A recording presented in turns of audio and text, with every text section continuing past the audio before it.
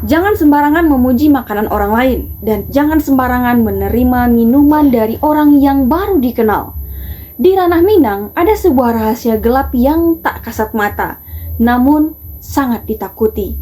Sebuah racun gaib yang konon dikirim bukan karena dendam besar, melainkan hanya karena rasa iri. Hai Sana, Assalamualaikum warahmatullahi wabarakatuh. Sana semuanya, kembali lagi bersama saya, Riana. Di sini, tampe kita batu aja rasu, baca ritu, joparisu. Sana, hari ini kita akan membahas sebuah mitos lama. Kita akan bercerita tentang tubuh. Nah, bagi sebagian orang modern, ini mungkin terdengar seperti cerita isapan jempol belaka. Tapi, bagi masyarakat tradisional, tubuh ini adalah ancaman nyata yang bisa merenggut nyawa secara perlahan. Sebelum kita masuk ke dalam ceritanya lebih dalam lagi, untuk memperkuat silaturahmi dan tahu ritualnya apa, tekan tombol subscribe, like, dan komen, serta hidupkan notifikasinya agar kalian tahu kalau di dunia ini bukan hanya kita. Secara harfiah, tubuh berarti racun. Tapi, ini bukan racun kimia seperti biasa, kayak sianida atau arsenik. Tubuh di Minangkabau adalah racun mistis. Konon, tubuh ini dibuat dari bahan-bahan yang menjijikan atau berbahaya secara magis, seperti miang bambu, bisa binatang, hingga rabuan rahasia yang diberi mantra-mantra tertentu. Miang bambu ini, Sanak tahu kan? Ada di batang bambu, itu kayak ada bulu-bulu halus, itu namanya di Minang adalah miang, dan itu kalau terkena kulit sangat menggatalkan dan sangat pedih. Uniknya, tubuh tidak menyasar sembarangan orang. Biasanya, racun ini diletakkan di dalam makanan dan minuman saat ada keramaian. Yang mengerikan dari tubuh ini adalah motifnya. Seringkali bukan karena dendam darah atau tang piutang sana. Orang menaruh tubuh kadang hanya karena rasa iri. Iri melihat anak tetangga sukses di rantau, lalu dia pulang ke kampung bawa perhiasan banyak, pakai emas, pakai berlian, ya kan? Pakai mobil, dengan bisa bagi-bagi ke tetangga, bagi-bagi uang. Naiklah pitam kawan nih kan. Seorang yang tatubo atau terkena tubuh tidak akan langsung tumbang seketika sana.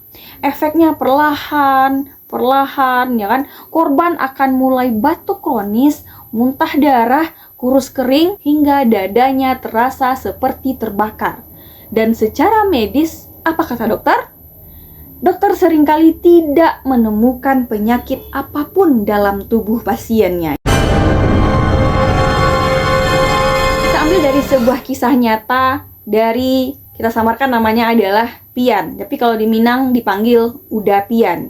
Malam itu H-1 sebelum pernikahan, di rumah Uda Pian ini udah ramai kali orang, banyak kali orang. Biasalah kan, kalau orang mau pesta itu pasti ramai kali orang, mau masak, mau menyiapkan pernikahan buat besoknya, sendaguro terdengar di mana-mana. Dah lah kan, di tengah kesibukan itu, seorang wanita parubaya tetangga dekat rumah Uda Pian ini, datang dia membawa nampan berisi kopi hangat. Datanglah tetangganya ini, "Oi Pian, minumlah aku dulu. Dari tadi dan cali ang sibuk sih mau urus tenda aja kursi. Lah dan buean kopi pakai untuk ang supaya lape awiang." Gitu kata nenek tuh. Mak tuh, makasih banyak ya mak. Kebetulan ya wih bana rasanya Pian kok. Sawantale Pian minum ya mak. Kata Uda Pian tadi. Tanpa curiga, kopi itu langsung habis setengah gelas. Mak tuh tersenyum tipis. Lalu melangkah pergi, kembali membawa nampan tadi. Tapi tepat di hari pernikahan saat cincin baru saja disematkan di jari manis sang istri, petaka itu pun datang. Mak, paneh, angik mak dado Pian angui, manyalo dado Pian mak. Astagfirullahaladzim, mamaknya panik lah kan.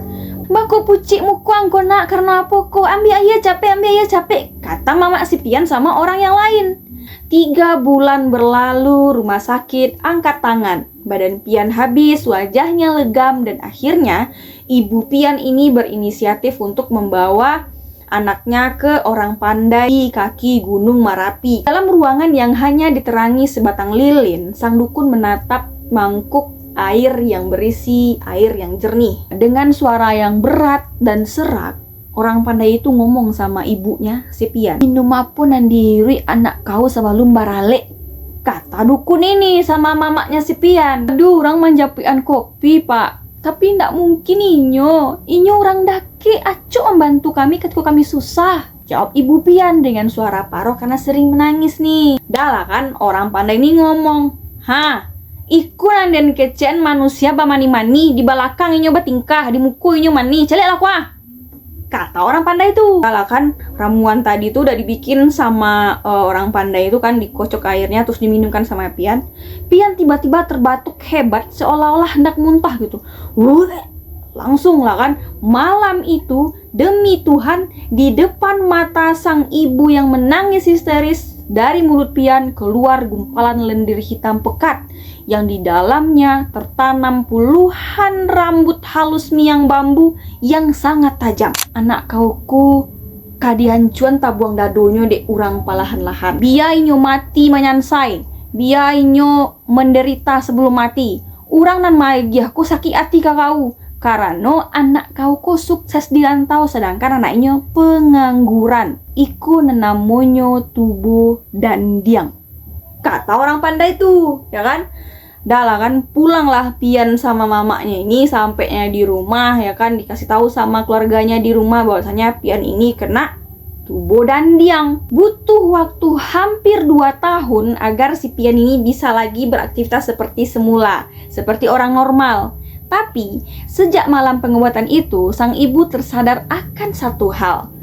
Orang yang menaruh racun itu ternyata adalah orang yang esok harinya paling sibuk memasak di rumah mereka, tersenyum paling lebar di pelaminan seolah-olah tidak terjadi apa-apa. Sinilah ngerinya tubuh sana.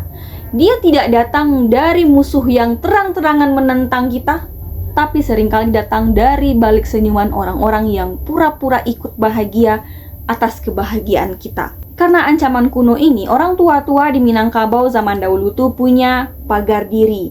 Ada yang menggunakan cincin dari bahan tertentu yang konon akan mengubah warna atau pecah jika dicelupkan ke dalam minuman yang ada tubuhnya. Kalau disuguhkan minuman di tempat yang asing atau kita baru pertama kali ke tempat itu, gerakkan sedikit gelasnya. Ini kan gelas, gerakkan sedikit gelasnya atau memutar arah jarum jam. Atau sentuh bagian bawah gelasnya dengan memutar dengan ibu jari sambil membaca doa keselamatan.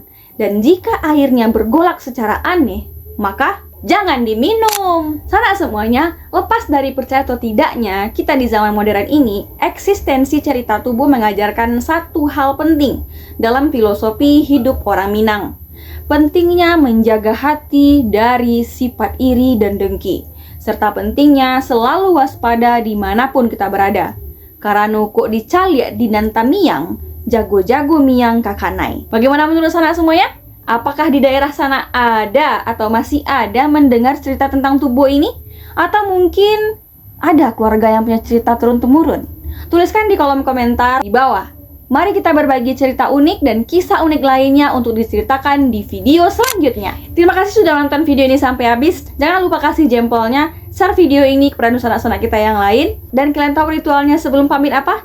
Like, comment, dan subscribe. Dukung notifikasinya agar kalian tahu kalau di dunia ini bukan hanya kita. Saya Ariana, Rano, Batutu Ajoraso, Bacarito, Jupariso.